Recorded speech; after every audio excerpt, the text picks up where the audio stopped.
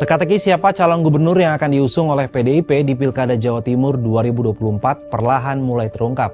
Menteri Sosial yang juga mantan Wali Kota Surabaya Tri Risma hari ini akan diusung oleh PDIP untuk menantang petahana Khofifah Indar Parawansa.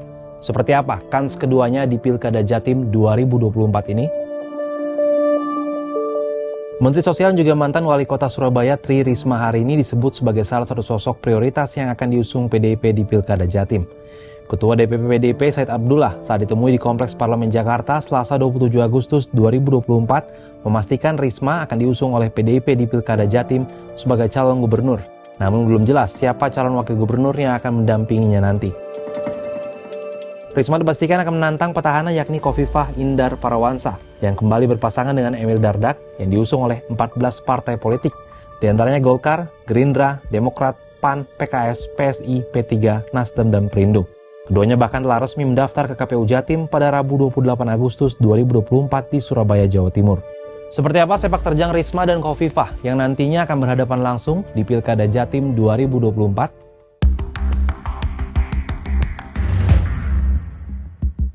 Risma yang lahir di Kediri, Jawa Timur menyelesaikan pendidikannya di jurusan arsitektur di Institut Teknologi 10 November Surabaya pada tahun 1987. Kemudian pendidikan pasca sarjana manajemen pembangunan kota di ITS dan lulus tahun 2002.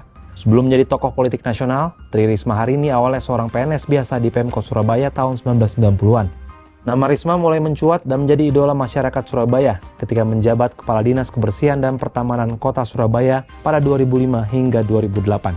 Sebelum akhirnya terpilih sebagai Wali Kota Surabaya pada tahun 2010. Risma merupakan wanita pertama yang terpilih sebagai Wali Kota Surabaya sepanjang sejarah, yakni pada periode pertama 2010-2015 dan periode kedua 2015 hingga 2020. Usai menjabat sebagai wali kota, Risma kemudian menjadi Menteri Sosial sejak Desember 2020 hingga saat ini.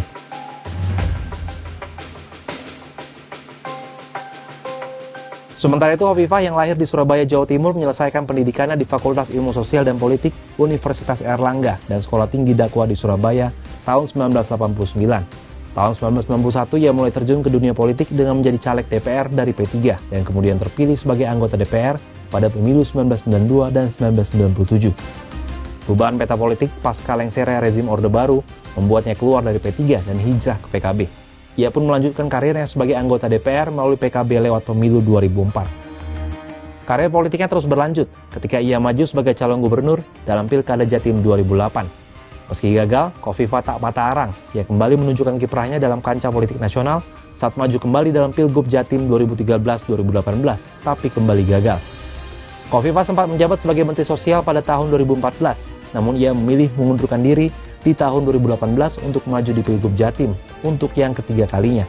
Hasilnya ia pun terpilih bersama dengan Emil Dardak dan menjadi Gubernur Jatim periode 2019-2024. Masuknya Risma di kontestasi Pilkada Jatim 2024 tentunya tidak bisa dianggap enteng oleh Khofifah. Seperti apa elektabilitas keduanya di Jawa Timur? Mengacu hasil survei Kompas pada Juni 2024, elektabilitas Khofifah mencapai 26,8%, diikuti oleh Risma 13,6% dan Emil Dardak 3,8%. Meski unggul, tapi masih ada 51% responden yang menyatakan belum menjawab siapa calon yang akan mereka pilih di Pilkada Jatim mendatang. Majunya Risma sebagai pesaing Khofifah tentu menarik untuk disimak. Pertanyaannya, apakah Risma mampu menyaingi Khofifah yang merupakan petahana di Jatim? Bagaimana menurut sahabat Kompas?